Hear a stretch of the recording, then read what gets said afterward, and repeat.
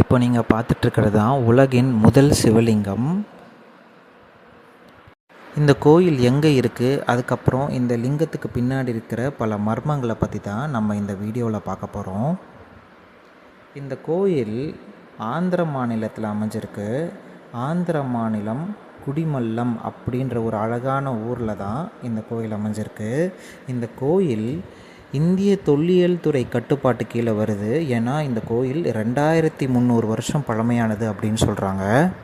இந்த கோயில் என்ன தான் ஆந்திர மாநிலத்தில் அமைஞ்சிருந்தாலும் இந்த கோயில் கட்டினது பார்த்திங்கன்னா தமிழ் மன்னர்களான பல்லவர்கள் மற்றும் சோழர்கள் தான். ஏன்னா இந்த கோயிலுடைய கல்வெட்டும் அதுதான் சொல்லுது.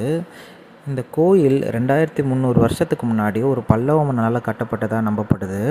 அதுக்கப்புறம் பிற்காலத்தில் வந்த சோழர்கள் இந்த கோயிலுக்கு நிறைய திருப்பணிகள் பண்ணதாக இந்த கோயிலோட கல்வெட்டுகள் எல்லாம் சொல்கிறாங்க.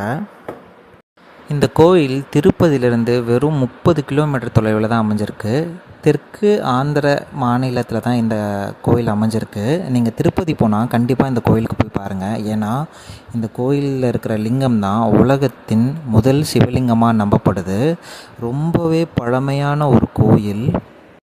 இந்த சிவலிங்கம் பழமையானது அப்படின்றது மட்டும்தான் இதுக்கு சிறப்பாக அப்படின்னா கிடையவே கிடையாது. இந்த லிங்கத்துக்கு பின்னாடி பல மர்மங்கள் இருக்குது. இந்த லிங்கத்தை ஆராய்ச்சி செஞ்ச பல ஆராய்ச்சியாளர்கள் ரொம்பவே மிரண்டு போயிருக்காங்க. அதெல்லாம் என்னன்றதை இந்த வீடியோ கடைசியில் பார்ப்போம். அதுக்கு முன்னாடி இந்த கோயிலை பற்றின புராண கதைகள் என்னன்றதை நம்ம பார்த்துடலாம். இந்த கோயிலில் இருக்கும் சிவனுடைய பெயர் பரசுராம லிங்கேஸ்வரர். இந்த கோயிலுக்கு ஒரு முறை பரசுராமர் வந்து இந்த கோயிலுக்கு தினமும் மலர்களை சூட்டி வழிபட்டு வந்தார். இங்கே ஒரு அதிசய செடி ஒன்று இருந்ததாக நம்பப்படுது. அந்த அதிசய செடியில் தினமும் ஒரு பூ பூக்குமா.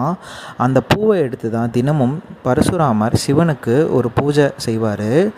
அந்த பூவை பாதுகாக்கிறதுக்கு ஒரு காவலாளி அவர் அப்பாயிண்ட் பண்ணி வச்சுருந்தார். அந்த காவலாளி ஒரு சமயம் பரசுராமர் வெளில செஞ்சுருக்கும்போது அந்த பூவை எடுத்து சிவனுக்கு தானே அர்ச்சனை செஞ்சதுனால பரசுராமர் கோபம் கொண்டு அவருக்கும் அந்த காவலாளிக்கும் சண்டை ஏற்பட்டது.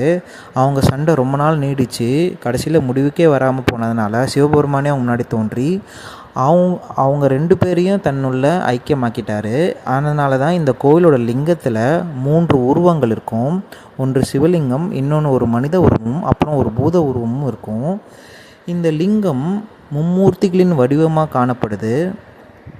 இந்த கோயிலில் இருக்கிற லிங்கத்தை பார்த்திங்கன்னா ரொம்பவே வித்தியாசமாக இருக்கும். நம்ம இன்றைக்கி வழிபடுற லிங்கம் போல் இல்லாமல் முற்றிலும் மாறுபட்டு இருக்கும். இந்த லிங்கத்துக்கு நடுவில் ஒரு மனித உருவமும் இருக்கும். அந்த மனித உருவம் கையில் ஒரு ஆடு கிடாவையும் மற்றொரு கையில் ஒரு பரசுராமர் கையில் இருக்கும் பரசையும் வச்சுருக்கிற மாதிரி இருக்கும். இது ரொம்பவே வித்தியாசமான அமைப்பு. அது மட்டும் இல்லாமல் இந்த லிங்கம் பார்க்குறதுக்கு ஆண் உறுப்பு போலவும் இருக்கும். இது நம்ம எங்கேயுமே பார்க்க முடியாத ஒரு அமைப்பாக இருக்கும். அது மட்டும் இல்லாமல் இந்த கோவிலில் இருக்கிற இந்த லிங்கத்தினுடைய அமைக்கப்பட்ட கல்லை சயின்டிஸ்ட் வந்து செக் பண்ணி பார்த்துருக்காங்க. இது நம் பூலோகத்தில் எங்கேயுமே காணப்படுற கல் மாதிரி தெரியல. இதை பார்த்து ரொம்பவே மிரண்டு போன சயின்டிஸ்ட் இது என்னன்றது ரொம்பவே புரியாமல் குழம்பி போயிருக்காங்க. அந்த மாதிரி ரொம்பவே மர்மங்கள் நிறைஞ்ச ஒரு லிங்கமாக தான் இருக்குது. இது மட்டும் இல்லை, இந்த கோவிலில் 60 வருஷத்துக்கு ஒரு முறை இங்கே பக்கத்தில் ஓடுற நதி இந்த கோவில் முழுக்க முழுகடிக்கும் அப்படின்னு நம்பப்படுது.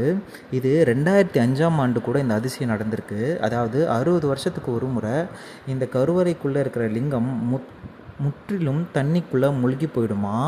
இந்த மாதிரி அதிசயம் பல இருக்குது இந்த கோயிலில். இந்த வீடியோ உங்களுக்கு பிடிச்சிருந்தா மறக்காமல் லைக் பண்ணுங்கள். இதே மாதிரி அதிசயங்களும் மர்மங்களும் நிறைந்த பல கோயிலை பற்றி நான் நிறைய வீடியோ போட்டிருக்கேன். அதனால் அந்த மாதிரி வீடியோக்களுக்கு என்னோடய சேனலை சப்ஸ்கிரைப் பண்ணுங்கள். இந்த கோவிலுக்கு நீங்கள் போயிருந்தால் மறக்காமல் கமெண்ட் பண்ணுங்கள்.